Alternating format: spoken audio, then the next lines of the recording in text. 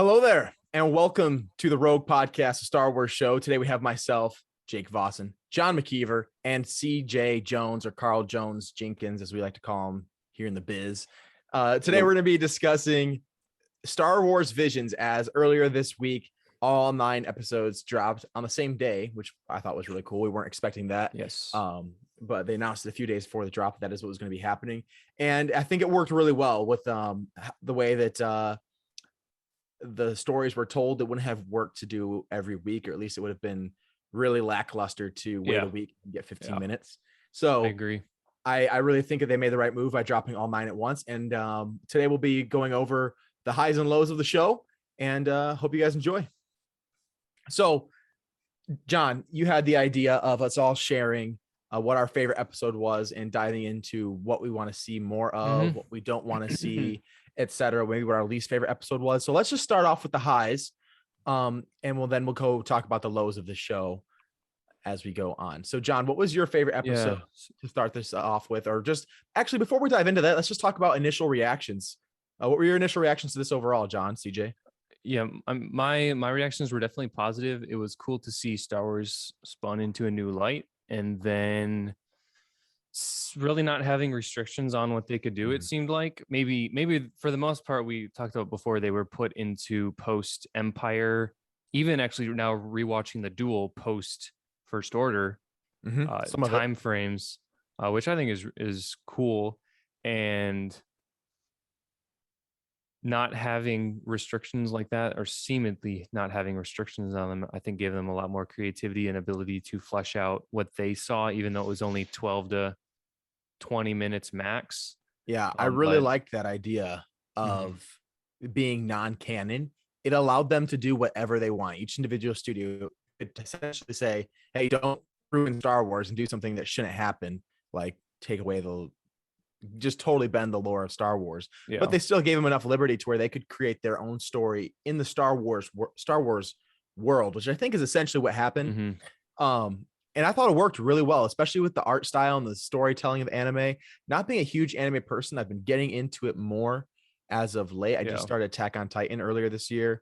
I know that The Last Airbender is not technically anime, but I watched all of that. American anime, I guess. Yeah, I watched that a couple summers ago and I really liked it. And it kind of got me saying, I wonder what more of this stuff kind of looks like. So I've looked into some of the more popular things, and I really, really enjoyed Visions as a whole. There were highs and lows, but overall, I was not sure about what I was going to think of this when they first announced this coming out.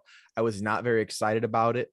But then the more I thought about the idea of having, Japanese style storytelling, Japanese style action and art, the more I realized, that's kind of what Lucas based a lot of his decision making on as far as combat storytelling. I mean, he worked off of Seven Samurai. I forget the name of the writer and director who made that movie. Kurosawa films, correct? Yeah. Thank you. Yeah. And I wanted to see what the Japanese, who Star Wars was very much based off of in many ways, would do with this type of universe. And I think it worked really, really well, and I'm excited to see more. How about you, CJ? What do you think? Highs and lows? Actually, I think I was the opposite of Jake. This was probably, when they announced all those projects, this was one of the ones that I was more excited for. Of all the Star Wars shows coming? Yeah, I was most interested in this and in the Acolyte, because I thought they were the most unique. So with this, I really appreciated how each of the visions stylistically and just the direction they took. It wasn't just like that they took an anime style, but they were also all very different from each other. Oh, so unique. Like the animation itself, the way that they used music, the coloring, even in some of the episodes, I'm sure we'll talk about, just to convey different things, different tones. It was very, very interesting. But yeah, overall, I really enjoyed it. I don't think there were any necessarily terrible ones. There are definitely some better and more. Part of it. So CJ, we talked about this a little before we started recording. You would say you're a pretty avid anime fan? Or I wouldn't say avid, because I do know people who are. When you talk about avid anime fan, there's a Those in- people you don't see them much because they hide in the shadows. in our group here, because I will say I do not have a good base for knowing what anime is. Jake, would you agree with that? Yeah, for Or- the most part, no. I mean, I have quite a few friends who are pretty heavy into it. And that's about as far as my extent goes, besides just my recent indulgement. So CJ, no. we're gonna rely Our resident on you. expert. Yeah, Yeah. our personally dubbed expert, self-proclaimed expert in anime. Nice. I'll take Honestly, it. now David hasn't seen much either, I don't believe. I think he's more along the lines of like Legend of Korra, Avatar, Sure. that kind of stuff. Mhm. Okay. But from that perspective, CJ, you mentioned the coloring and more deeper meanings to things. Well, I mean, we can talk I about think- that more of that later, but can you give some examples? So, I mean, I guess the most obvious one is kind of the way color was used in the first one, where you kind of have the absence of it to create Mhm. like the desolate town, Mhm. and then you have just like with the flashes, that art style. It's just something when you watch a lot of American animation, they don't really do. No, Everything is kind of the same tone. straightforward, but with some of the shows that I've seen, they might change some stuff up, or they'll draw something and then they'll change the way that it's drawn momentarily to convey something. Mhm. Like, I don't know, another American animated show that I've seen is like Archer. And they look like people for the most time, Right. all the time. But with anime, sometimes like when a scene happens, they'll totally change the way a character's drawn momentarily, To or convey an emotion or the just to- intensity of a scene. for a scene. Yeah. Mhm. Emotion is And so I think- personified more than just displayed on Oh, someone's yeah. face. Which is, I Yeah. think, something that anime does really well is it garners emotion and action or quick storytelling in a way so much that in a more quick and effective way than a lot of the other mediums do, because they're willing to do crazy things that no one else would do. Like one thing I love Clone Wars is the art that they do in Clone Wars. I mean, you can just see the beauty of the landscapes, the technical ability, but that's just insane high budget stuff that they're just Yeah. doing computer graphic. I mean, it is art still. It's just a different form of art, but it's just the more expensive it is, the better that it's going to look. And I always loved watching like the film feature or the episode featurettes about how they would like make lava or the underwater scenes on Camino and just these different things that they did. And I always thought it was just amazing to see how they made it look so real or just so colorful and vibrant, and all the movement that they added in and as the seasons went on. It was one of my favorite things of the show. And while Mhm. anime is definitely not going to be as high budget or expensive, it definitely captures, like you said, that the emotion, the themes, the character development in just a very quick way, because they're so aggressive at making sure they point out certain motifs and ideas that they want you to capture really quickly. I mean, they got us, I feel like in almost every episode, you were pretty connected to the characters by the end of the episode. And they were 12 to 15 minutes. Whereas with Bad Batch, I mean, that was my biggest complaint with it, is that we didn't get story development through, what was it, 15 episodes, 14 episodes, something like that. And Mhm. It was hard to connect with everyone. yeah, and I just, with this, it was like 14 minutes in and I'm like really wanting what's next, what's more. Now, one thing about this is it felt like we had 9 pilots for 9 different shows. Yeah. And the pilot episodes usually are very efficient at getting you into the story, getting you to know these characters. I mean, even with Bad Batch, that first episode was arguably the best episode of the show, and it had a lot of that same Mhm. kind of stuff in there. So I think that's what pilots generally do pretty well. But yeah, I am excited with how well this merged with Star Wars. It seemed like a universe that was just built for anime. So I'm Mhm. excited going forward. Anything? So we've talked about a lot of the positive stuff. Was there anything negative just on the surface that you kind of noticed or thought of? Maybe a little nitpicky, but in the Ninth Jedi, and even it being my favorite one, the voice actor for Ethan, and I kind of first saw him maybe being a supporting character, as the titular character is the girl. Mhm. Was it Kara? Yeah, I think it was Kara. Maybe. His voice acting didn't seem the greatest, and that was kind of nitpicky, because obviously maybe they were focusing on other stuff. But I think other than that, the things that I would maybe say, oh, for TOB1, it was kind of silly and ridiculous, but that was what they were That going singular for. episode, yeah. Yeah, so most of my nitpicks are just, oh yeah, I didn't really care for maybe the stylization of the Rhapsody Tatooine episode, even Mhm. though I thought it was interesting. I just didn't Yeah. relate to it as I mean, much. there were specific things and specific episodes I was like, eh. I would say only the overarching thing was if they ever tried to make this canon, I would want them to make it fit more within the realm of Star Wars, you know? Like there were get down. He's trying to get on the couch. There were some things where it was like, okay, that is not Star Wars. But I think that it worked well when you're talking about non-canon stuff. I mean, if you're talking about legends, if I think of it as this is something that these villages are telling the story of, you know, from hundreds or thousands of years Yeah. ago, then great, embellish that story, embellish Yeah. the legend. So overall, I thought not much negative from me outside of some individual Mhm. things in individual episodes. Yeah, I agree. I wouldn't necessarily say it's, but if they were gonna try and make some of these official shows, one of the things that I saw that obviously there's some of these that are more plausible to make into actual Star Wars shows than others. I think one of the things that really separated that was the way that they handled weaponry. Mm-hmm. Like even in the first one, the duel, I think they mostly did a pretty good job, but the weird like fan The lightsaber thing, umbrella yeah, lightsaber. that I'm was a Mary little Poppins, interesting. y'all.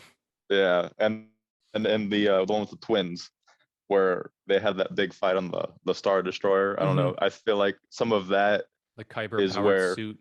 I actually liked the Kyber suit. That's a cool concept. I didn't think it was cool that they could just run around in space. That was the only thing that bothered me Well, about did it. yeah, did you catch that the droids had to wear Yeah, the protect? I A thought that was helmet. interesting one of at one point, yeah. because That's it's like weird. it's So- opposite where humans can survive in space, but droids Yeah. can't. I mean, maybe they were saying the Kyber crystal suit made like a force field around them because at one point he did like hit her with a lightsaber or whatever, and it had like a bubble around her. So maybe that's what but he took his off. So anyways, let's Yeah. dive into the episodes. Yeah. Okay, so CJ, you can start. What was your favorite episode of this that maybe your favorite episode just individually or the story or the setting that you want to see more of? Full blown show, canon, full blown show. Does it have to be So- canon? Yeah, I guess it doesn't have to be canon, but this is basically you're arguing, you're giving us the pitch of why this episode should be a show. All right. So I know what y'all going to post so that we can talk about more content. Mhm. I'm kind of torn. I'll talk about my debate in my head because Yeah, go for I it. just do it quietly. Just It's talk not it good out. radio. Talk it out. There are three that I really liked. I think that we haven't talked about a ton, or one of them we haven't. A couple of them we have. I thought Loba and Orochi, Lop and Ocho. Lop and Ocho. There we go. The names are going to be a little difficult for me. Lop Yeah, and Ocho. I've got them in front of thought me, the- so Okay, perfect. I thought the storytelling on that in particular was really good. Very impressed. I think they did, for the most part, a good job with the setting. And then the let's see, the other one, trying to think. So then there was the one with the bride, The Village Bride. Village Bride. the village yes. bride. I did like that one. I thought the art style was It was beautiful. one of my favorites in When it- that. When that episode it panned in like starting from space, right, and then it brought its way into the planet, if I remember correctly. I think so. Yeah. The landscape that they showed for the planet was just really, really cool. Yeah, I agree. And then like when they had the little ceremony with just the bride and the new husband, mhm. like connecting with the plan, the way that was animated, I thought was very good. And then for my last one, actually looking at just the clip, I didn't think that I would like it as much as I did, but the very last one, Mhm. story-wise, was incredibly interesting.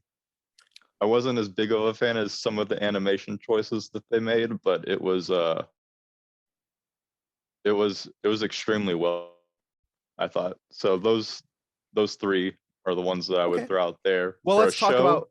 Yeah. Oh, go ahead. Go ahead. I said for a show, I think Lop and Ochi though would make for the most interesting, like one all the way through. It's like the Ocho. number 8, Ocho. Ocho. Yeah. Ocho, Yeah, I Lop think and that Ocho. which is interesting because at least for me, when I saw that bunny girl, I was like, I don't know how I'm gonna feel about that. But her character was, I mean, awesome. And you just gotta realize it's aliens. It's not everyone's gonna be a humanoid. Yeah.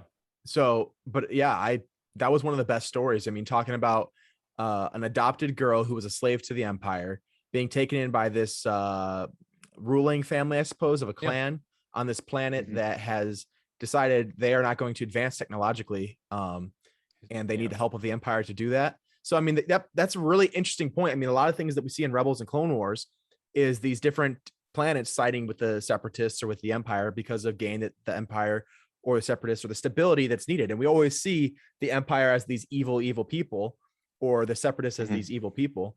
But this kind of shows the other side of it, as there are people in the galaxy that do not feel like they're being oppressed and that choose the stability that this kind of government brings.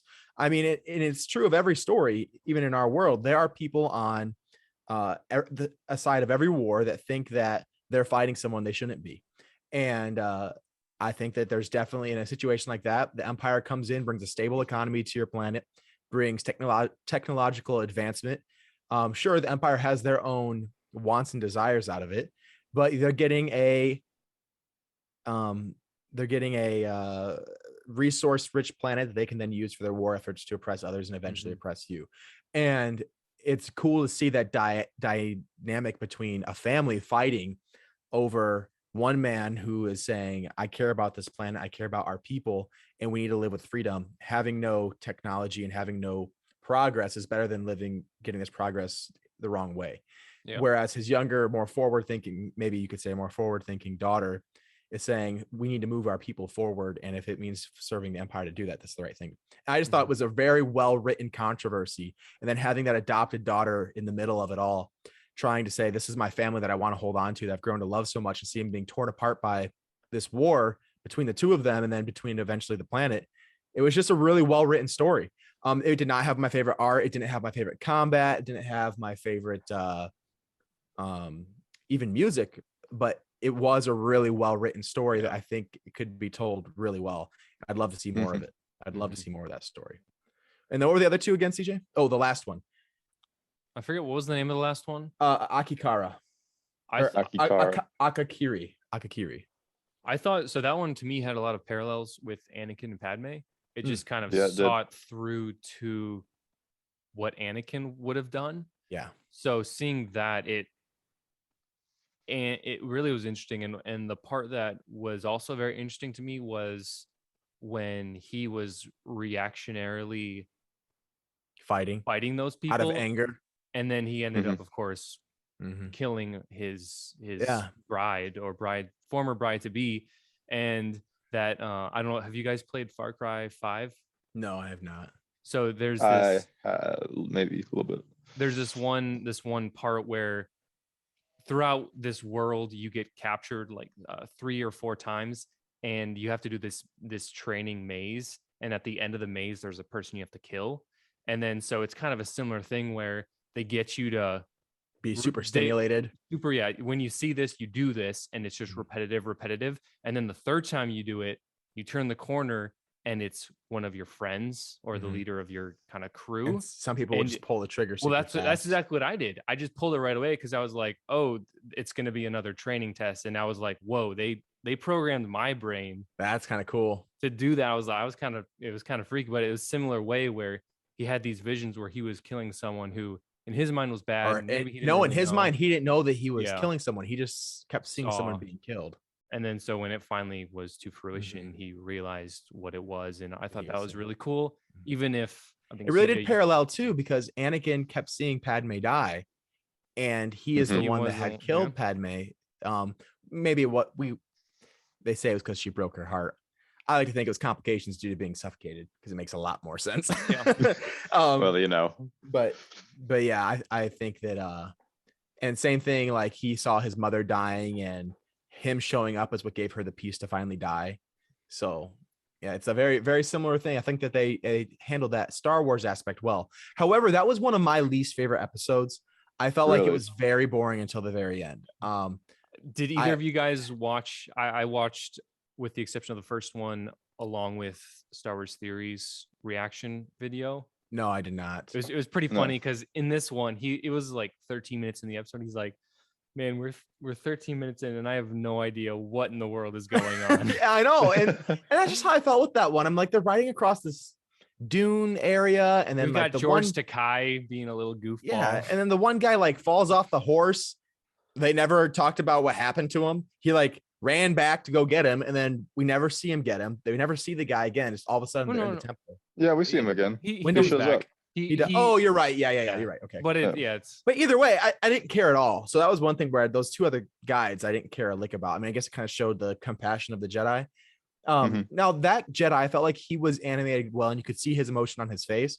But the entire rest of the animation for that show was so distracting. Yeah, Yeah, so distracting. I could barely watch it. I mean, the girl was just awful. Like her little the line face was like flat Yeah, and not very it- detailed. But Yeah, that was one of that part I didn't like, but I really liked. I feel like the scene at the end really carried it. No, that final scene with that Sith where she was trying to convert him to be to the dark side, to be her right-hand man. I mean, you could see how much she was manipulating, how the whole thing was the idea of the Sith believing that there is fate and that you are destined for everything, and the Jedi believing in freedom and that there is no fate and that you just follow the force, the will of the force. I mean, it's something that's you read about in the books all the time. If you're an avid Star Wars novel reader, you talk in the Old Republic, they talk about the Sith following their fate like crazy, and some Sith bucking up against, saying I create my own fate and things like that. But yeah, that was done so well, and I thought that was one of the highlights of the show, was that final scene. I But thought still, that was I thought it was a good example of how this series used the animation and the music to carry certain scenes, Oh, like absolutely. the soundtrack that they used for that part, and then all of a sudden, just everything is shaded really, really red, like it Mhm. hasn't been the entire show. the change of the eye color. I did not like her Yeah. lightsaber though. I thought that was odd, but I can deal with it. Yeah, which episode are we But- talking about? Sorry. So the this last is one, 9. Akakiri. And then what was the third one you mentioned, Carl? Village The Bride. the Village Bride. That was an underestimated one. That's one I'd like to know more about the story of. I don't think there's much more there. You know, I mean, unless they just Maybe. keep following that girl Jedi, I don't think the Village Bride itself has much of a story left. Oh, not for like that plan. That village, or that planet. Definitely about her getting back, but I thought it was interesting. Just a Padawan who's like, besides the animation, the Padawan, her master died. I don't know. It's kind of similar to Is that what they're saying? Jedi Her Fallen master Order. died. yeah, her master died in Order 66. Oh, that's right. That's thing. right. That's right. And what was And her then- what was her creed that he was talking about? Was this her Jedi creed or what? I believe so. Okay. Because for But- a while I was thinking that he was a Jedi too, but then at the end that was I did too, but not the case. yeah. Right. I thought that had a good story. It was cool to see how they had that connection to their planet. There's a book. It reminded me of the Yu Zhang Vong, actually. They kind of work that way, a reaction with force and nature. But there's a book about Anakin being trained by Obi-Wan. Anakin was like probably 12 or 13 shortly after his training. And they investigate this planet. I forget what it's called. I know David would know. We've Was it talked about Master and before. Apprentice? No, it's called something Planet or something like that. The- But yeah, I've heard it. he goes the Lost Planet, or I don't remember, but they go to this planet and they're trying to handle some dispute, and Anakin builds this ship, and they all would, that's what like their rite of passage. You build a ship and then you run it, but like you had like this neural link to it, kind of like in Avatar, how they would have a link with those animals or whatever. And that's kind of how you Mhm. flew the ship, is you like had a bond with it. And Anakin, of course, had like the most amazing bond they'd ever seen and stuff like that. It was Rogue really Planet? cool. Rogue Planet. That's it. Thank you. Really good book. Highly recommend. But very much the same kind of thing. This the Force being strong with the planet itself, and then the people having a connection to it. I thought that was cool. The girl herself was pretty interesting. I liked her little boot thing that she had that made her slice through the ground really quick. Mhm. Yes. That was a cool tool. New thing we've never Yeah. seen in Star Wars before. It was interesting. It was very anime to have Mhm. a get up like that. It was like kind of borderline where they could by its look and kind of make it Star Wars if they really wanted to, I feel like. But So Yeah. at the end of that episode, Jake and we talked about this last night with when they had all the stills instead of dynamic animation. Did they run out of money in the budget and they did stills, or do you think they were stylizing it like the end of an anime episode? I don't think they ran out of money. I don't know. I just wouldn't imagine that would. I feel like that would have to be a choice just to kind of Show the put conclusion. a lot of stuff in a very short amount of time just to kind of wrap up one episode. Yeah, I agree. I think that's very much a stylistic choice. I mean, you see that a lot in anime. And granted, in the very little anime I've seen, but it is a common thing that you see is stills wrapping up a show where they just show like a picture or something. Actually, now so. that I'm thinking about it, that's more of like the credits. Like they would have shown the credits there, right? Yeah, usually. And they would Probably. have it. Yeah. So I think that's it. But then the thing is every one of these episodes had the same credits because it was the Vision show. So I think if we had that show had its own individual credits, that's what they would have done. So I don't think it was a matter of running out of money. I think they pretty much busted the bank, because the way that I looked at the show is I felt like they were doing tryouts for these 7 studios and saying, show us what you got. The one studio I hope they don't do is Science Saru. Let me guess, Rhapsody Tatooine? No, they did TOB1 and Akakiri. So, I mean, really? if they can change their art style, I didn't like the art style for either of those two. I thought they were the TOB1 was so childish. I honestly hated that episode. In TOB1 for that studio, did they do Astro Boy? I wonder. That was a show. Let's see. I can see it. Looked very similar to what that they was. did. Like borderline copyright infringement. Cartoon that might be the weird. Okay, let's see. In 2013's anime studio with a cartoon that might be most familiar to non-anime fans. Their studio behind the Food Chain episode of Adventure Time. They also made the Netflix movie Japan Sinks and Devilman Crybaby. So no. Okay. But they have been involved in Adventure Time. But yeah, I just didn't like it. Didn't really work for me. I think they could keep the story, change the art style. Sure, absolutely. Really dig into, like I mentioned in our Discord, I said, I think the deeper meaning is, or the deeper story that they're not showing for the kids, is that the Padawan died or was on his deathbed. You mean in TOB1? Yeah. Died or was on his deathbed.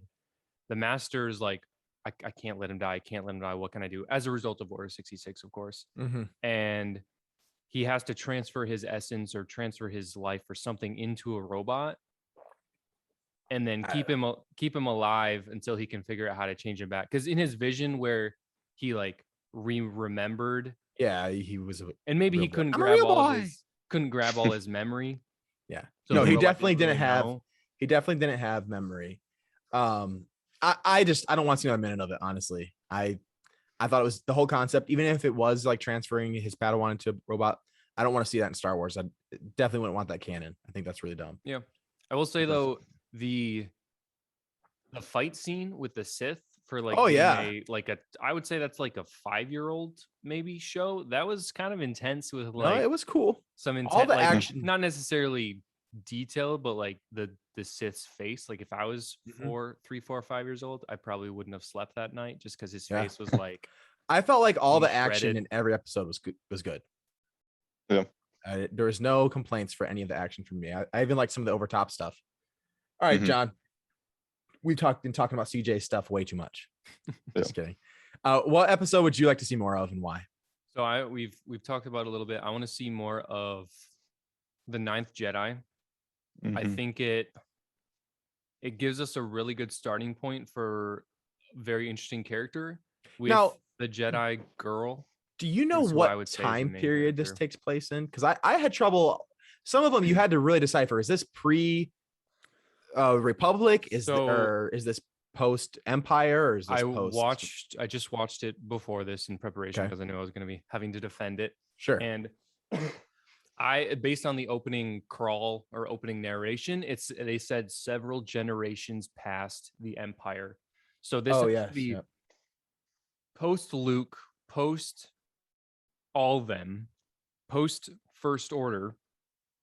I think maybe in this non-canon universe, First Order never existed. They just use the Empire, or maybe they say in their timeline, the First Order and the Empire are so close together that it's just the same thing. So that's I thought I lost you guys for a second. No. I'm No, just no. I'm reading about the studio that wrote this. Yeah. So from what I'm reading right now, it's after episode 9, Rise of the Skywalker, a long time after, because the Jedi Order's been rebuilt and then has since gone extinct. Yep. So and then it does say several generations, and if one generation is 70 years, we're at least several 3 to. This is hundreds of years later. This is how the direction I want to see Star Wars go from here on forward, is get me out of the current era that we're in. Like I love it. Spend more time here, like with the TV shows and stuff. Awesome. I want to see a lot of TV shows fleshing out between 3 and 4. I'd be awesome. Excited about casting Obi-Wan between 6 and 7, and even movies in between the prequels, everything shows. I'm all cool with that. But let me see either 1,000 years in the past or 1,000 years in the future or more, whatever. Give me a full new, totally different story that I know, it's not like whatever you do undoes what Luke did, or it's just going to be, you already know what happens. You know what I mean? Because a lot of these stories, we know they're either inconsequential because we know the end, or we get mad because it doesn't treat the characters we love correctly. If you start fresh, we can't complain about how you treat our characters, right? Like a lot of people have done with Luke and other, or Han and Leia, whatever. Just start fresh, something way out in the future, way out in the past. And I think that's maybe why we like this so much. A lot of mystery surrounds a lot of these episodes where you're just like, what's going on?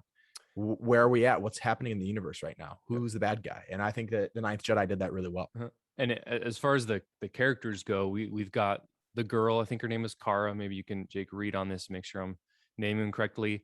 We have the Jedi, or the sabersmith. It was like Lama Z or something Lama like Su. that. And great son. Or Zama. It was something like that. I got it right here. Yeah. And then we've got the Margraves, which is like the old Jedi, or trying to rebuild. And then we have all those. I love how they have all these Star Warsian names. I've got something in my throat. It's your uvula. Star Warsian names like Hoban, Ben 2, and then we've got Ethan as the kid Jedi who isn't doesn't seem to be very strong in the Force. But even something as unique as La Cara is who you're thinking of, and La Zima is the sabersmith. Something as simple as, or unique as he tempered the crystals to change according to the Jedi's skill, connect, and their connection to the Force. Is really what it was. Which would identify the Sith. I didn't know if the studio was just trolling us with the lightsaber going zzz, zzz, zzz, zzz, as she's holding it. You remember that part? Yeah, wasn't that like from a parody? I have no idea, but like, yeah, just her holding it, like watching it go up and down. It's like, oh right, yeah, come on. No, there is somewhere else in Star Wars where the lightsaber handle changes based on the height of the holder. I don't remember where that is, but I know that's been somewhere else in some other medium before. But no, I thought this was a really strong episode. The storytelling was done really well. You were investing in the characters, the mystery of it all, talking about the guy, what was his name?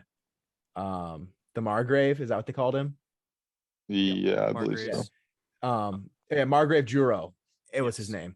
And just what you thought he was evil the whole time, then he turns out to be the one Jedi that's actually there, and the others, they were feigning as Jedis. I mean, they did a good job. It's easy to do with art to like make a guy look like a standard hero, the main guy was.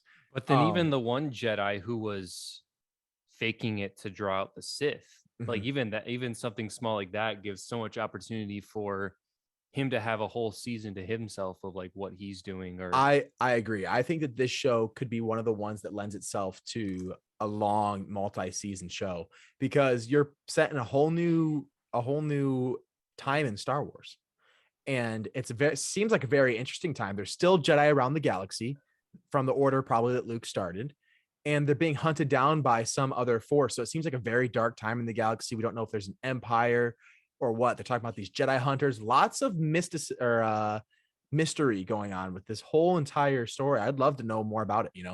I like that idea, John. I really do. I feel like this is the one where they would have to do the least to it to make it an actual Star Wars show. Mhm. Like it was pretty. I don't know. There just wasn't a lot that they It would was need to change to make it legit. it was standard Star Wars. Yeah, There just was drawn there was kind of an anime no style. there Yeah, was no out there stuff, you know. Yeah. And they still told it in an anime style storytelling though. yeah. Which with the dramatic fighting, the guy burning Yeah. up on the glass, the hot glass, Yeah. whatever that was. I mean, that's Mhm. still very anime type things. The double cross, the facial expressions. Mhm. You still had a lot of that, but the story was really good. The art, it was not my favorite as far as the art style went. It was still good.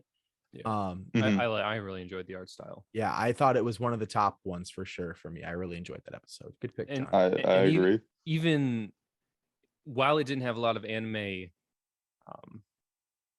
weapons, I Sure. think from what my It was limited all knowledge is, lightsaber. except it for the one bit. had maybe anime surroundings, like the trebuchet that had the Oh rocket yeah, fishing pole. yeah. Oh, I yeah. thought that was so cool, and I feel like that's maybe a That little was more cool. unique. Like you More wouldn't really Japan-y. see that, yeah. Mhm. Than Yeah, just a different way of looking at things. yeah. Yeah. And I thought that aspect was really cool, and even the let's see, Lakara. Well, they call her Kara. I think her character is, I think, really cool. Yeah. I couldn't tell if they were trolling on Ray a little bit again when the Lazima was like, yeah, you may have a connection to the Force, but you have to develop it with training. To this girl who has a little robot friend. Yeah, that's a good point. But no, I really enjoyed that episode, and of course, like we have a female character who I want to see more of. So Oh it's like- yeah, and it just points to the whole thing that we've talked about before is like it we doesn't have matter who nothing it is. against female characters. I mean, the idea that we don't like female characters is ridiculous. I think Star Wars has some of the best female characters in fiction, and the fans love them. I mean, you talk about Bastila, you talk about Leia, Ahsoka. We love female characters. It's ridiculous to act like we don't, and it's just we want well-written characters. I'm not as much of a Rey hater as a lot of people are. I did get frustrated with how overpowered she was, but that was really the only issue I had. It wasn't awful to me. I just didn't think the story of the final 3 movies was very good. But we're not going to dive into that right now. No. Okay. Anything else you want to say about the Ninth Jedi before we move on? I don't think so. I mean, they even left us with a nice little cliffhanger. So Yeah. like at the end of Empire, like, well, we got to go find your father. We got to go find these other Jedi. They're somewhere out there. So Oh yeah, there's so much more it's story. ready. Yeah. Mhm. That's why I think, I mean, Disney hasn't come out and said that these movies or these studios are making tryouts for who they goes next. But I mean, every one of these episodes, for the most part, left in a place where there's more story to be told. Mhm. And So from to both me- directions, they could go forward Or or they could backward. show like, how did we get to this point? Yeah, and I think that was just crystal clear that that's what these studios are doing. They were making tryouts. So I don't think that Science Sura or Science Saru, whatever they are, made a very good effort. I don't think that they're going to get picked up because both of those episodes that they made were mostly criticized, except Akakiri. A lot of people liked the story itself, kind of similar to what I had said. Okay. The one that I will pick, and I really like the Ninth Jedi as well, but my favorite probably was the duel. I just could not get enough of the way they told that story. Now, there was not much storytelling to be told. It pretty Mhm. much started off as something we've seen in Star Wars twice now. It was the Seven Samurai. It's what that story was. It was a village who had bounty hunters protecting it, or samurai protecting it, like we had seen in the original Kurosawa film, or the Magnificent Seven, if you've seen the Western version, the Magnificent Seven, and they're paid to come protect them from marauders or raiders, whatever you want to call them. And then there Mhm. was this guy up there. Now, I don't know if he was a member of the village or what, but there's so much mystery surrounding that character. He came and watched this undertaking, watched these people fight off the villain, and then when he needed to step in, he stepped in.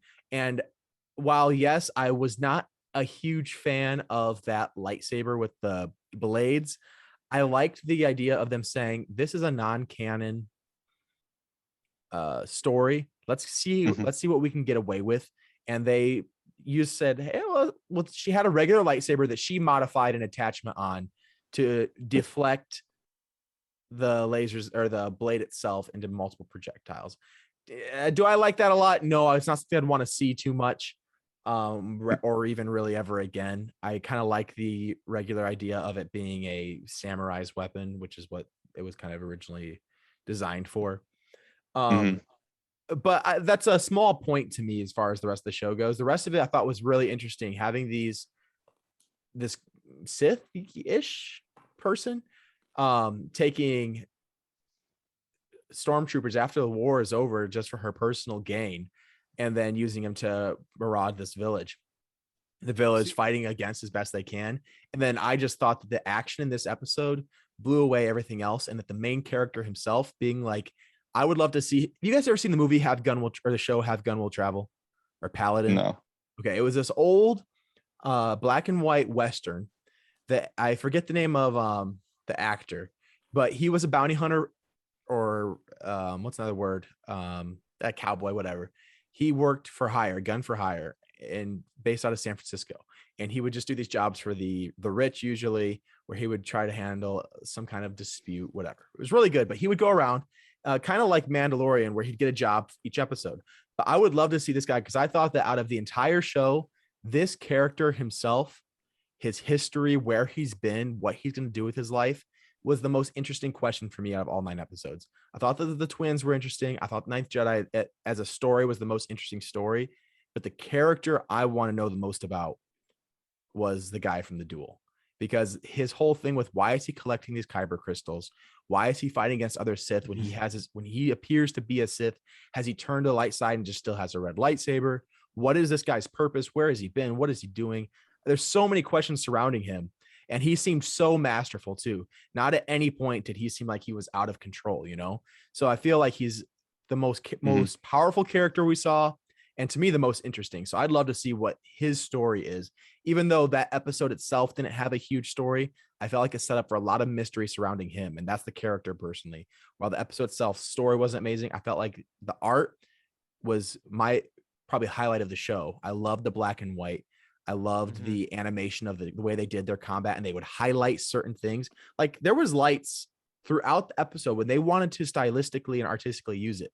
Like if they wanted to highlight the brilliance of a lightsaber or the impact of an explosion, they did. Or if they wanted to show the light of a droid or whatever it is, they chose when they wanted to show color. I thought that really added a dramatic feel to certain moments of the show. So there was a lot of highlights this episode for me. And I think that it has a lot of potential going forward. If that studio itself wanted to say we're going to add color to the show, I would not be upset at all. But I feel like that story itself and that character was probably the most interesting part of the show to me. Even though I think the setting of the Ninth Jedi was probably better, that character himself, I want to know more about. I think one of the best moments of the series was when they were fighting and she accuses him of being a Jedi, and he just like ignites his red lightsaber from like the sheath thing. That shot, like the flash of red. Shot was amazing. Yeah, and then he says, "I wish." It was really cool. Or you wish. He said, "You wish." Right? Yeah, that was really cool. I really liked. I thought they started off. That was a great episode to start with because he came in real strong. It was strong. I rewatched it before this as well, and I think if they knew they were the first episode in the lineup, I think they were trolling people a little bit, because of course it started out with, I believe that's Japanese text that said the duel. And I was worried, dude. When the dude came out, he first started talking in a different language, and then he's like, "Oh wait, no, like let me speak in a language you can understand." It was funny because I thought, "Oh man, is this all going to be in Japanese?" Yeah, I thought like, "Oh, stink, turn the subtitles on." Yeah. I was trying to turn subtitles on too. That was funny though. I thought the same thing. I was like, "Well, it's okay. I mean, we can just imagine that they're not speaking basic." Yeah. But no, I love that episode. Now I know that it didn't seem like it was one of your favorites, you two. Well, so first off, Jake, did you say you didn't like her lightsaber, like the umbrella? I was not a fan of the lightsaber attachment. I thought, as far as going, if it's non-canon, I'm not too upset about it. I thought it was a cool thing to try out and see what the fans think, but I wouldn't want to see a lot of that kind of stuff with lightsabers. I think that to me sort of made it anime. It ruins the elegance of the weapon, you know? Like, I mean, but it was animated. Well, I guess she didn't, but if she had 8 different kyber crystals in that machine to make it work, then would you accept it? I don't think it's not possible. Yeah. I You just think don't that the prefer the- lightsaber is supposed to be this revered weapon, even Yeah. by the Sith, you know? I mean, it's got so much tradition in it. And even those who were considered to be like dual bladed or hold two lightsabers or double bladed lightsaber, those people were considered to be the abnormal and the extremely gifted. And it was not it was straying from the tradition usually. Whereas just having this like gimmicky attachment that you stick on the end of your lightsaber turns it into me like a Call of Duty weapon that you're going to put a grenade launcher on the end of, you know, which I just think to me the lightsaber, as the rest of the show did really well. They treated all these lightsabers, especially in Lop and Ocho. They made Mhm. that lightsaber be that family heirloom Mhm. and just treated the whole thing with that significance that we see in Star Wars, especially in the lore. I mean, you don't see as much in the movies, but it's supposed to be this amazing thing that ties you and is connected to you. And I feel like if you just turn it into this kind of like amazing do it all weapon, it's kind of silly. Like I felt the same way in Rebels when they were flying around with their lightsabers. Like I just was like, it's gimmicky. Yeah. It's Yeah. toyish. Yeah, I and didn't like that either. I don't like that.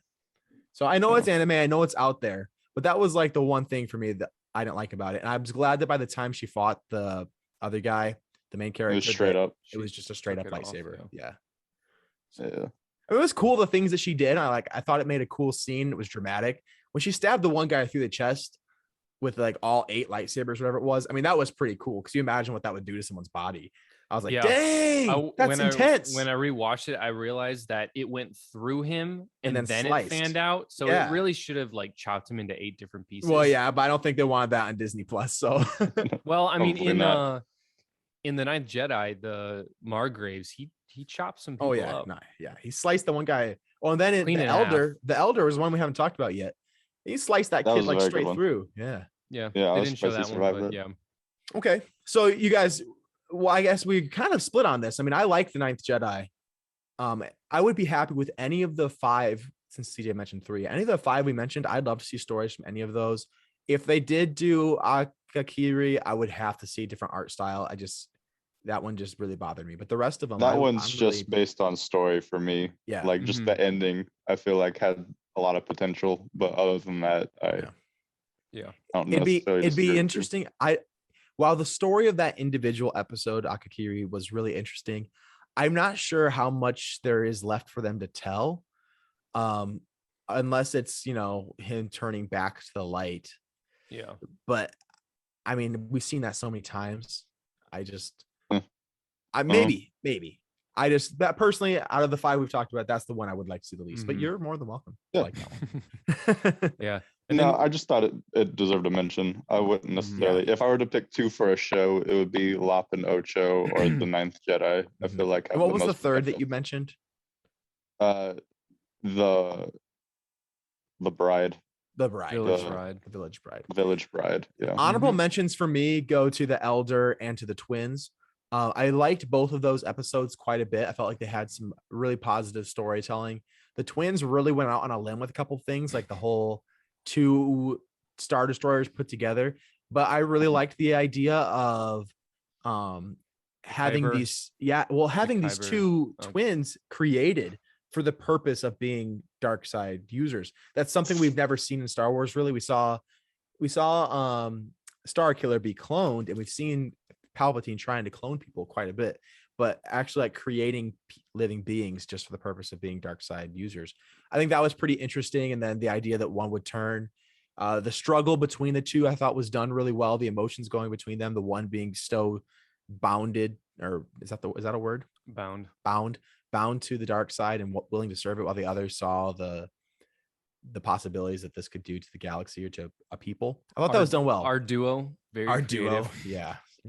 I did not like them fighting. I mean, it created a cool fight scene, them being outside the ship with like all the Star Destroyer like swirling around them. It was really cool visually. It looked awesome. I thought that would be a show that I would definitely watch.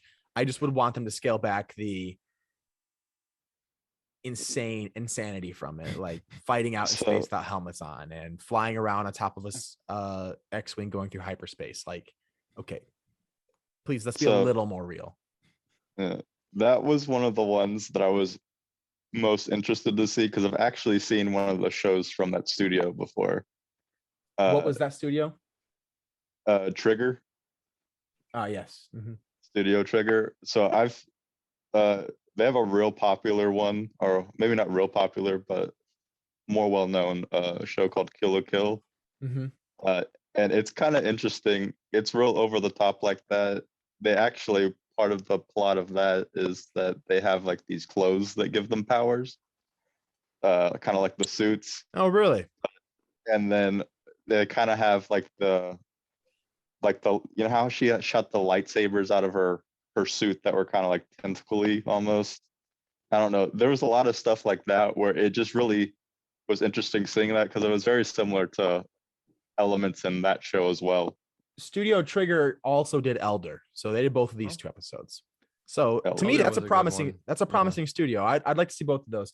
I thought Elder was done really well. You got that connection. They did a great job of establishing that connection between Master and Apprentice, and showing a classic Star Wars bond that we see and that we love to see, because I mean, I feel like that is what drives much of Star Wars, is that Anakin Obi-Wan feel, the Anakin Ahsoka, Obi-Wan Qui-Gon, Obi-Wan Luke, and just that idea of raising someone up to be the next generation. I thought that the Master showed that really well. As my power dwindles, you grow stronger. And just that whole purpose of serving the Force, serving the galaxy, and being willing to lose your power, which is something that Elder was not willing to do. He wanted to fight until he died, because power was all that mattered to him anymore. I thought that was done really well. And that was in a 12-minute episode. You get these deep meetings from just a few conversational lines here and there that, like I said, in Bad Batch, you didn't get a whole lot of that. Whereas in this 12-minute episode, I mean, think about all the things we talked about and the deeper meanings and connections. That's what anime does. That's why people love it so much, because even though you have low budget art and not many frames per second, it tells stories really, really well. And I feel like these studios have done a great job at that. I would agree. And even the episodes which really surpassed maybe each other is how you could tell, and you could tell in each episode is how does this studio understand the Force? And in The Elder, you could tell that studio understood the Force. Yeah. In The Ninth Jedi, you saw that the duel didn't have too much of that, but I think they definitely could, and you could see they understand kind of how things work. And Sure. That's how, to me, how you can really understand that, yes, I want to see more of this, because they understand how things work. And that's why, more so even sometimes than just looking at just the individual episode, I look at that work that studio did and the intentions behind that studio. Like, why did they make the story they wanted to make, and what caused them to make these decisions? And that's why I really don't want to see the studio that made the TOB1 or that music one, the Tatooine Rhapsody. Like, I felt like the reason they created those two shows was like, let's just do something super fun in a Star Wars background. It's not really what I want. I want to have a Star Wars story told through the lens of anime, rather than being, let's just tell some random story in this universe with Star Wars aliens. Exactly. So the one thing I want to point out is that studio that did The Ninth Jedi, if you guys ever seen or read the book, they did also a book, or seen the movie with Scarlett Johansson, The Ghost in the Shell. Oh. So I did watch some really? of that anime, and I did watch the movie, and I even read some of the, I guess they call it manga, right? Yeah. Make America naturally great again, manga. But I think that's really promising, because that's one of the best known anime stories. So if that studio can produce Ghost in the Shell and then a 15-minute episode of The Ninth Jedi so well, I'm excited about it. One thing I didn't talk about was that scene at the waterfall of them fighting on that log, then falling in the waterfall, and him using his lightsaber to trick her, and then she used the log to part the water. Like, that whole scene, I was like, man, they're getting so creative. I just thought that was an awesome scene. And even I did the notice whole show that was cool. Yeah, I did notice rewatching that his lightsaber was on the statue, but then his sheath appears to have a lightsaber that can come out. He had two, I think, is what it is. He had two lightsabers. So yeah. I was overall very pleased with this entire process. couple things that bothered me. I thought Tatooine Rhapsody, while it was cool to see Boba Fett and Jabba the Hutt, nothing really excited me about that. I thought maybe we'd get a cool story about that apprentice who had fallen. But it just ended up being like a rock show. And I was like, kind of fun. The music was kind of cool, but like I would not want to see more of that. Seeing like what they were able to do, their art was fine, I suppose, but not very impressed by it. TOB1, we've already scratched on it. I honestly hated it. Don't hold back. Yeah, I didn't like that one. But the rest of it, I think we covered it. I really enjoyed it. I thought it was good.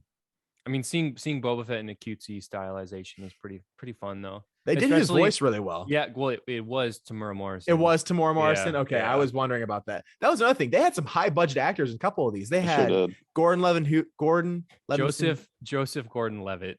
Okay, thank you. From he was in Dark Knight. He was in several things. Yeah. And they also had what's his face? Neil Patrick Harris. Neil Patrick Harris. Yeah. And there were a lot of voices that I heard that I recognized. I couldn't place them. David Harbour is in The Elder. Yep, he is the Master. The Master Jedi, the guy from Stranger Things is what he's most well known for. Hopper from Stranger Things. But yeah, I just there was several times I was like, man, I recognize that voice. I wonder if I knew it from a video game or some other cartoon or something. But yeah, I was overall very well pleased. I'm excited to see where they go from here. I'm sure that we're going to get more Star Wars anime. I don't think we'll get 9 different shows, maybe 1 or 2 in the near future, but we'll see what happens. Yeah, I'm definitely looking forward to it. I think we have much to be looking forward to, and I mean they can get started on these maybe already. I mean, who knows what the cycle is that Disney has to go through to make the decisions on, okay, which one did well, which one didn't do as well, which one do we like. Hopefully they kind of let the results speak for themselves and not get too involved, and then let these studios just kind of run with it. I think it'll be awesome. Any final notes before we sign off? I say we should everyone ban or do something terrible to David because we waited for him to finish the series today before we recorded, and then he was a no-show. So I don't know, maybe we'll beat him to a bloody pulp next time we see him. Oh wow, that's probably the route to go.